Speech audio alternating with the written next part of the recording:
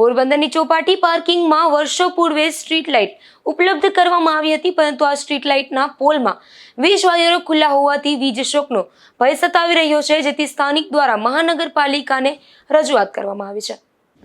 પોરબંદર ખાતે રમણીય ચોપાટી આવેલ છે। આ ચોપાટી પર પાર્કિંગ સુવિધા માટે પાર્કિંગ બનાવવામાં આવ્યું છે, ત્યારે પાર્કિંગમાં સ્ટ્રીટ લાઇટ માટે લગાવવામાં આવેલ પોલમાં વીજ વાયરો ખુલ્લા જોવા મળી રહ્યા છે, જેને લઈને ફરવા આવતા પ્રવાસીઓ તેમજ શહેરીજનો વીજ શોકનો ભય સતાવી રહ્યો છે। ત્યારે પોરબંદરના આગેવાન જીવનભાઈ જુંગી દ્વારા આ સ્ટ્રીટ લાઇટ રહેલ ખુલ્લા વીજ વાયરો અકસ્માતનો બનાવ બને તે પૂર્વે દૂર કરવા અથવા બોક્સને સલામતીપૂર્વક ઢાંકણા લગાવવા માટે પોરબંદર મહાનગરપાલિકાના કમિશનર રજૂઆત કરવામાં આવી છે। પોરબંદરમાં સ્ટ્રીટ લાઇટનું કામ એટલું નબળું છે, જ્યાં જ્યાં વાયર લટકે છે, ખારવાડમાં રોડની અંદર, ખારવાડ સિવાયના રોડની અંદર પણ વાયર લટકે છે। પણ જે રમણી ચોપાટી બનાવવાની વાત છે, રમણી કરોડો રૂપિયા ખર્ચીને રમણી ચોપાટી બનાવવાની છે, ત્યાં સ્ટ્રીટ લાઇટના થાંભલામાં વાયર બહાર લટકે છે।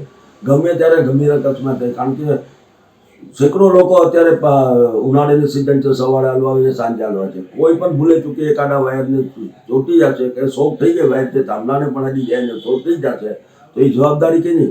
કમિશનરની। તો કમિશનરે આમાં ધ્યાન આપવું જોઈએ, ખોટા વિકાસની વાતો બંધ કરવી જોઈએ ને ખરેખર જે લોકોનો સુખાકારી થાય ને લોકોની જાનમાલની રક્ષા થાય એવું વર્તન કરે, એવી મારી કમિશનર કહેતા માંગણી છે।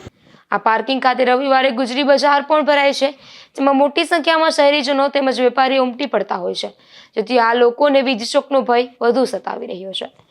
નિપુલ પોપટ સાથે અશોક થાનકી, ગુજરાત ન્યૂઝ, પોરબંદર।